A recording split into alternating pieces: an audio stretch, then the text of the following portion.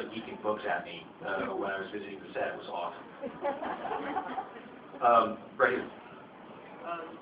As an author, in your books, you've always been able to grab my attention really quickly. Like, basically from page one all the way through the book.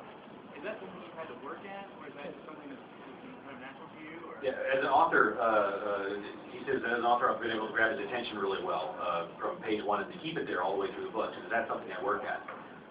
I would like to tell you that yes, I have worked out millions of secret ways, and I have formula and Excel spreadsheets and so on to figure it out. But honestly, I think what it is it springs out of the way that I write, because I write a chapter at a time, and then I send the chapter off to my beta readers, and they let me know what's going on in the chapter.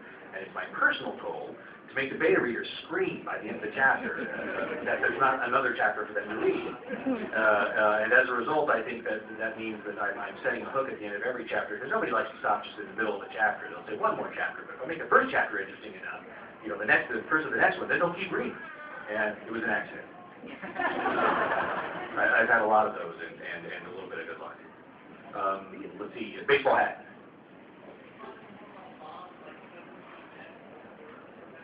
Are we going to find out more about Bob and his relationship with Mab and company anytime? And yeah, we're going to do a whole bunch of fairy stuff next book.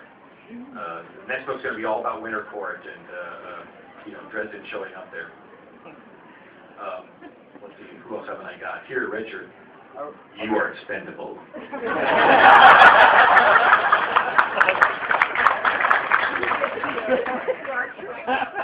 Sorry, I had to. Are we ever going to meet LaFay's mother?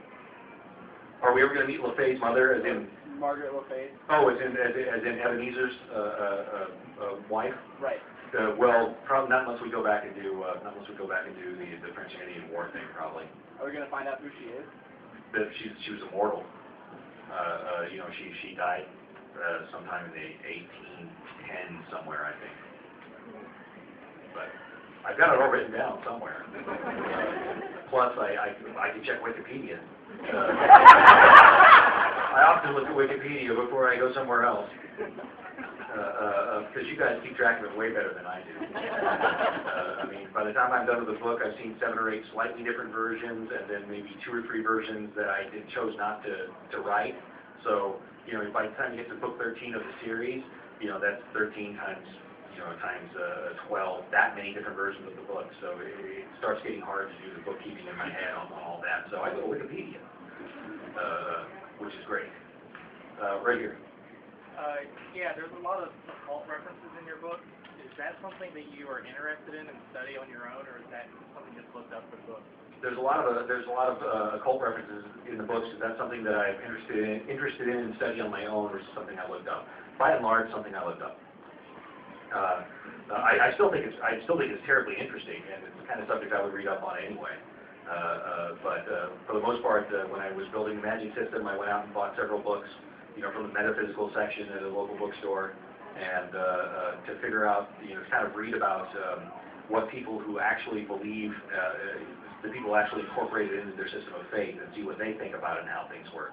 And then I tried to rip off all the best stuff from them for the Dresden Files, and then throw in a few things that were dramatically cool. But let's see, right here. Yes. As far as killing off Harry Dresden, was that pre-planned from close to the beginning, or was that just a natural succession? As far as killing off Harry Dresden, was that pre-planned from the very beginning, or was that just starting off in another direction? A ghost solving his own murder in book 13. It's not by an accident. Yeah, that was planned from the very beginning. I was very pleased that I finally got to write that part. I haven't gotten you guys at all, so the classes, please. Anytime soon, like in the next 2 books, are we going to get any movement on Harry's connection to the Outsiders? Are we going to get any movement on Harry's connection to the Outsiders in the next few books? Yeah, probably pretty soon. I can't keep putting it off much longer. Although it is fun to tease you. I eventually have to deliver, or else it's no good. Here's Black. Where did you get the inspiration for Bob? How did you pull out? The inspiration for Bob mostly came from me wanting to tweak my teacher's notes. I told her, after I'd written the first series of the Dresden Files, or the first chapter of the first book, she read the chapter and said, well, I think you got it. I said, what? She said, this is sellable. I think this will sell. She said, what are you planning for next? And I'm like, well, he's got to go talk to his I'm going to give him like this assistant so that, you know, when the cops are around, they'll be the dummies that he can explain things to. Because that's a principle of one of the principles of writing is the joy of idiocy. You always keep one dummy around who needs to ask questions and have things explained to him, and that's how you get the information to the reader, you know, in a more entertaining fashion. But I'm going to give it. So sometimes Berkey will be the dummy, and then when there's something that Dresden needs to know, he can go to like this more nerdy assistant, and the assistant will be the dummy. Or he'll be the dummy, the assistant will be the smart guy. And she's like, okay, that works. Just don't make him a talking head.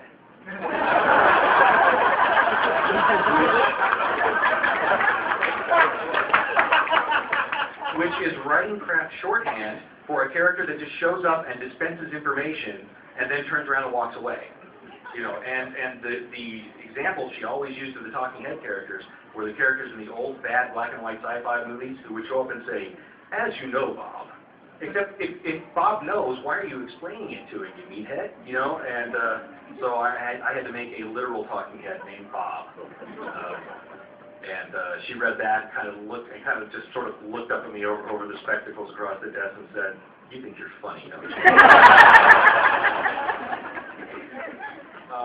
Right here.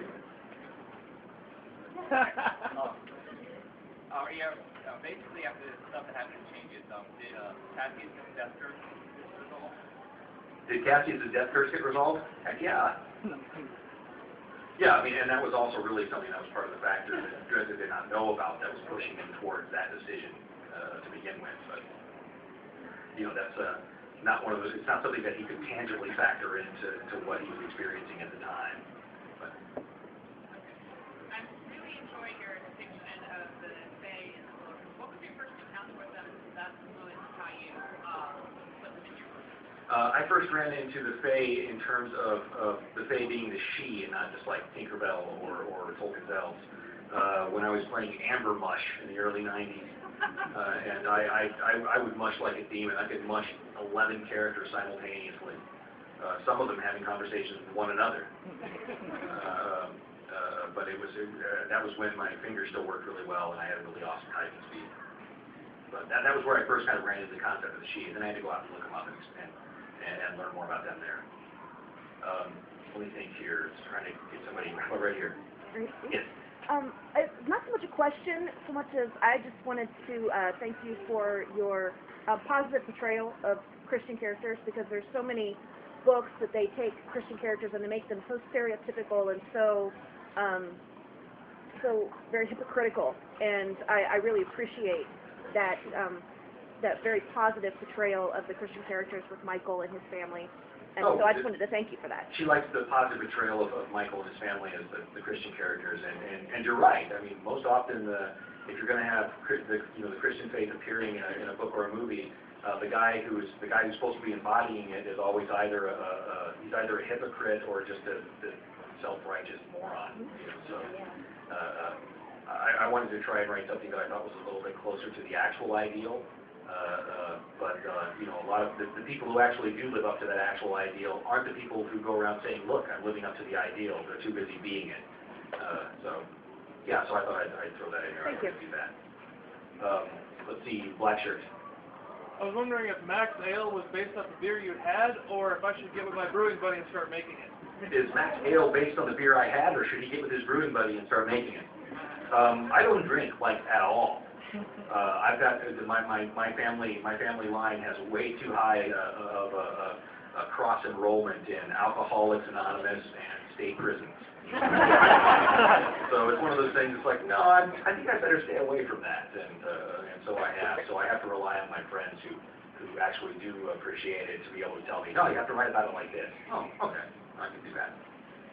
But let's get back in the back, very back. Do I play Warhammer, like the online version, or? What's that?